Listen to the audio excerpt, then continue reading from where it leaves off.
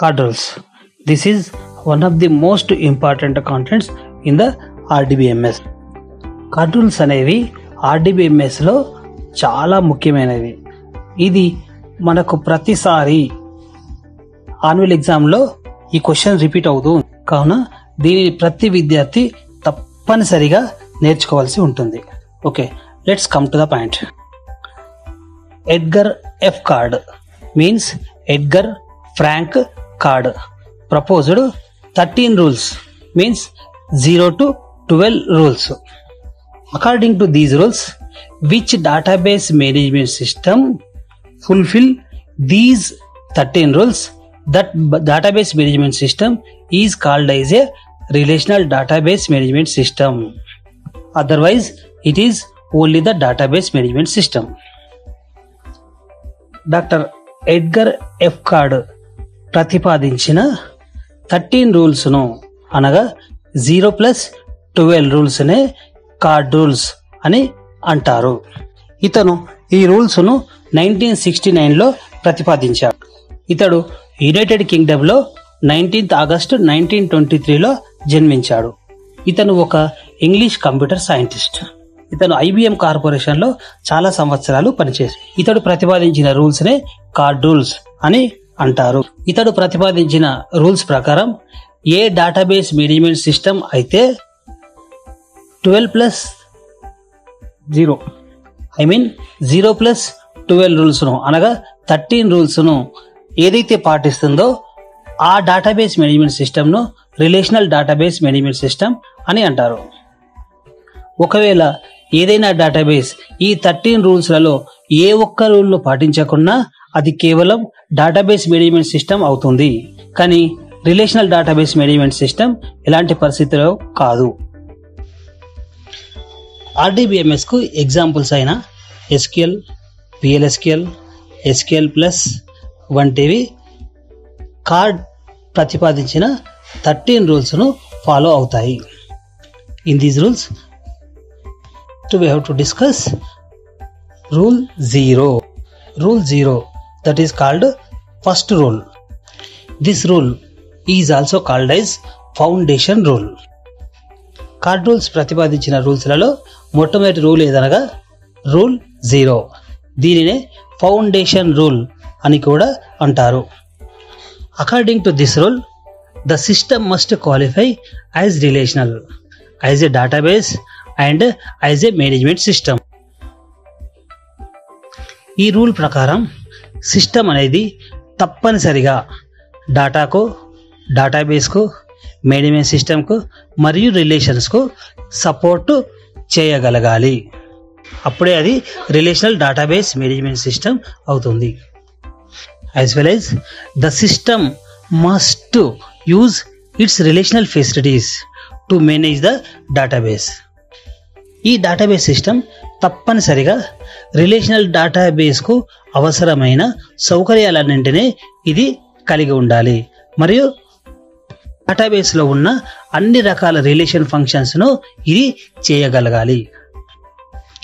Now we have to discuss the remaining 12 rules. In these rules, rule 1, that is called the information rule. According to this rule, all information in a relational database, including tables and column names, is represented in only one way, namely as a value in a table. That means, in the relational database management system, the table must have columns, rows. These have to store the data in the form of columns, rows and tables. Card rules ప్రతిపాదించిన మిగతా 12 rules గురించి చెప్పుకోవాలంటే వాటిలో rule 1, దీనినే the information rule అని కూడా అంటారు. ఈ రూల్ ప్రకారం డేటాబేస్లో ఉన్న డేటా పూర్తిగా సెల్స్, కాలమ్స్, రోస్ మరియు టేబుల్స్ రూపంలో మాత్రమే store చేసుకోవాలను. In this, name is only indicate the information of this rule. ఈ రూల్ యొక్క నేమ్లోనే ఆ రూల్కి సంబంధించిన పూర్తి ఇన్ఫర్మేషన్ కలదు. Next rule 2. This is also called as the guaranteed access rule. According to this rule all data must be accessible. That means all the information in a relational database is represented explicitly at the logical level and in exactly one way. This rule is essentially a restatement of the fundamental requirement for primary keys.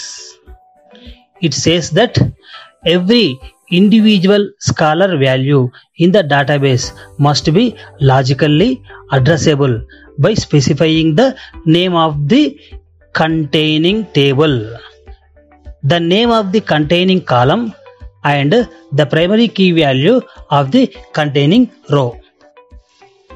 Next rule no rule 2 అని అంటారు.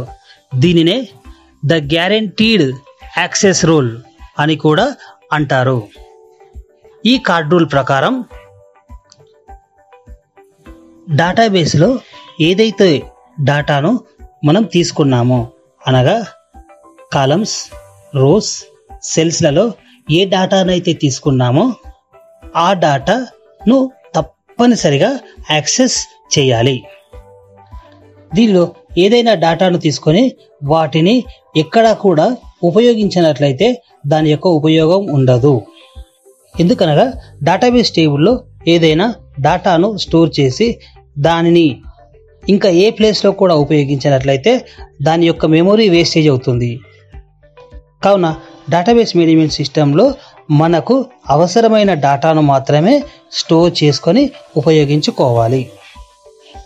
ఈ rule ప్రకారం database టేబుల్లో ఉన్న అనగా store చేయబడి ఉన్న data పూర్తిగా ప్రైమరీ కీ ఫీల్డ్ యొక్క డేటాపై ఆధారపడి ఉంటుంది అని చెప్పవచ్చు. Next rule rule 3. This rule is called as systematic treatment of null values. Next rule 3ని systematic treatment of null values అని అంటారు. According to this rule the DBMS must allow each field to remain null value, means in empty cells. According to this rule, we have to give the null values where the data is not having in the table. After that, we can enter the values in that null value place. ఈ rule ప్రకారం database management సిస్టంలో ఉన్న టేబుల్లో మనము డేటాను enter చేసేటప్పుడు ఏదైనా వ్యక్తి యొక్క అనగా స్టూడెంట్ యొక్క డేటాను ఎంటర్ చేసేటప్పుడు ఏదైనా డేటా మనకు తెలియనట్లయితే దాని ప్లేస్లో నల్ అనే వాల్యూను ఇన్సర్ట్ చేయవలెను. ఫర్ ఎగ్జాంపుల్ స్టూడెంట్ అనే టేబుల్లో 50 మెంబర్స్ స్టూడెంట్ యొక్క డేటాను ఇన్సర్ట్ చేసేటప్పుడు దానిలో అందరి స్టూడెంట్ యొక్క names, father names, group, address, phone number వంటివి ఇన్సర్ట్ చేయవలెను. ఒకవేళ ఏదైనా స్టూడెంట్ యొక్క ఫోన్ నంబర్ తెలియనట్లయితే దాని ప్లేస్లో ఎంటీ వదలకుండా నల్ అనే వాల్యూను ఇన్సర్ట్ చేయవలసి ఉంటుంది. ఎప్పుడైనా మనకు ఆ ఫోన్ నంబర్ తెలిసినట్లయితే ఆ నల్ వాల్యూ ప్లేస్లో ఈ న్యూ నంబర్ను ఇన్సర్ట్ చేసుకోవచ్చు. ఈ విధంగా ఏ కాలంలోనైనా లేదా ఏ రోలోనైనా డేటా తెలియనప్పుడు నల్ వాల్యూను ఇన్సర్ట్ చేయవచ్చు. తర్వాత ఆ నల్ వాల్యూ ప్లేస్లో న్యూ వాల్యూను ఇన్సర్ట్ చేయవచ్చు అని చెప్పేదే systematic treatment of null values అనే ఈ rule. Next rule 4. This rule is called as active online catalog based on the relational model. Next rule 4ను active online catalog based on the relational model అని అంటారు. According to this rule the database description is represented at the logical level in the same way as ordinary data so that authorized users can apply the same relational language to its interrogation as they apply to the regular data. That means the system must support an online inline relational catalog that is accessible to authorized users by means of their regular query language. In this, the users must be able to access the database's structure using the same query language. ఈ రూల్ను data description rule అని కూడా అంటారు. ఈ rule ప్రకారం system మరియు సిస్టంలో ఉన్న data తప్పనిసరిగా ఆన్లైన్కు, ఇన్లైన్కు, రిలేషనల్కు సపోర్ట్ చేయగలగాలి. ఈ రూల్ ప్రకారం డేటాబేస్ యొక్క ఆథరైజ్డ్ యూజర్స్ ఎవరైతే ఉన్నారో వారు డేటాబేస్లోని క్వరీ లాంగ్వేజ్ను ఉపయోగించి డేటాను ఎన్నిసార్లైనా మాడిఫై చేసుకోవచ్చు మరియు డేటాను ఉపయోగించుకోవచ్చు. Next rule 5. This rule is called as the comprehensive data sub language rule. Next rule అయిన రూల్ 5ని the data comprehensive data sub language rule అని అంటారు. According to this rule the system must support at least one relational language that is has a linear syntax. Second one can be used both interactive and with in application programs and it supports data definition operations like including view definitions and data manipulation operations including update as well as retrieve all and security and integrity constraints and transaction management operations like begin, commit and rollback. That means according to this rule a relational system may support several languages and various modes of terminal use. For example, the fill in blank mode. However, there must be at least one language whose statements are expressible for some well. Like following items. First one, data definition. 2, view definition. 3, data manipulation. 4th, integrity constraint. 5th, authorization. 6th, transaction boundaries. ఈ rule ప్రకారం మనం డేటాబేస్లో ఎన్నో రకాలైన లాంగ్వేజెస్ను ఉపయోగిస్తూ ఉంటాము. దీనిలో ఉపయోగించే సబ్ లాంగ్వేజెస్ ఇచ్చిన టాస్క్లను తప్పనిసరిగా ఫుల్ఫిల్ చేసే విధంగా ఉండాలి. ఆ టాస్క్లు ఏవనగా first one, define table view అనగా డాటాను డిఫైన్ చేయగలగాలి, వ్యూను డిఫైన్ చేయగలగాలి, డాటాను మ్యానిపులేషన్ అనగా ఎడిట్ చేయగలగాలి. నెక్స్ట్ ఇంటిగ్రిటీ కాన్స్టెంట్స్ను కలిగి ఉండాలి. నెక్స్ట్ డాటా ఆథరైజేషన్ను కలిగి ఉండాలి. అనగా ఏ సబ్ లాంగ్వేజెస్ అయితే డాటాను డిఫైన్, వ్యూ, మ్యానిపులేషన్, ఆథరైజేషన్ను కలిగి ఉంటాయో అలాంటి సబ్ లాంగ్వేజెస్ తప్పనిసరిగా ఈ డేటాబేస్ మేనేజ్మెంట్ సిస్టంలో ఉండవలెను. Next rule 6. It is called as the view updating rule. వీటిలోని 6th రూల్ను ద వ్యూ అప్డేటింగ్ రూల్ అని అంటారు. According to this rule all views that are theoretically updatable must be updatable by the system. ఈ rule ప్రకారం database టేబుల్లో enter చేసిన డాటాను ఎన్నిసార్లు అయినా అప్డేట్ చేసుకోవచ్చు. అంతేకాకుండా ఒక టేబుల్లో ఉన్న డేటా వేరొక టేబుల్లో కానీ వేరొక ప్లేస్లో కానీ ఉపయోగించినట్లయితే మొదటి టేబుల్లోని డేటాను అప్డేట్ చేసినప్పుడు ఆటోమేటిక్గా ఆ అప్డేషన్ అనేది దాంతో లింక్ చేయబడిన మిగతా టేబుల్స్లలో మిగతా వ్యూస్లలో ఆటోమేటిక్గా జరగాలి అని చెప్పేదే ఈ view updating rule. Next rule 7. This is called as high level insert update and delete rule. Next rule అయిన రూల్ 7ను high level insert update and delete rule అని అంటారు. According to this rule, the capability of handling a base relation or a derived relation as a single operand applies not only to the retrieval of data but also to the insertion, update and deletion of data. That means the system must support set at a time insert, update and delete operators. This means that data can be retrieved from a relational database in set constructed of data from multiple rows and multiple tables. That means this rule states that insert, update and delete operations should be supported for any retrieval set rather than just for a single row in single table.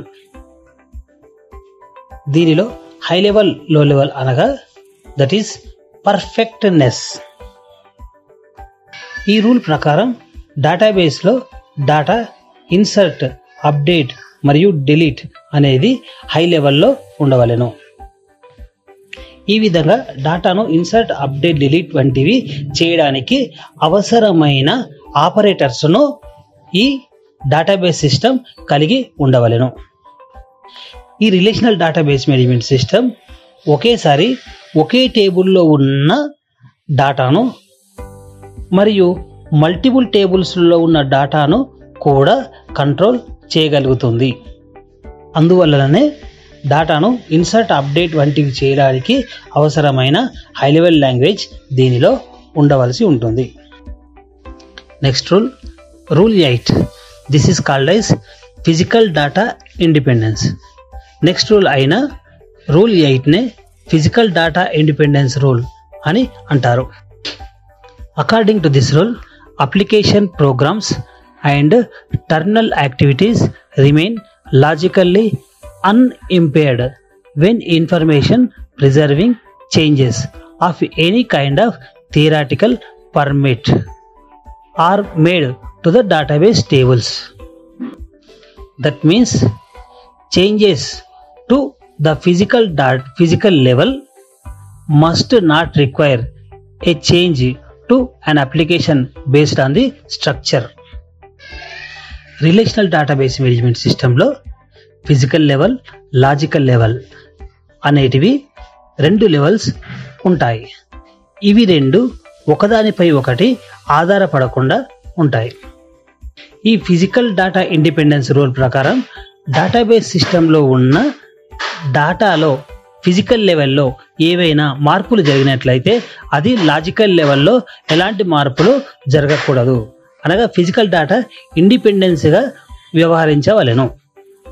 Physical లెవెల్లో data change అయ్యేటప్పుడు దాని యొక్క అనగా table యొక్క structure మారవలసిన అవసరం లేదు. Next rule, rule 9. That is called as logical data independence. దీనిలో నెక్స్ట్ రూల్ అయిన రూల్ 9ను లాజికల్ డేటా ఇండిపెండెన్స్ రూల్ అని అంటారు. According to this rule, application programs and terminal activities remain logically unimpaired when information preserving changes. That means changes to the logical level must not require a change to an application based on the structure. Logical data independence is more difficult to achieve than physical data independence.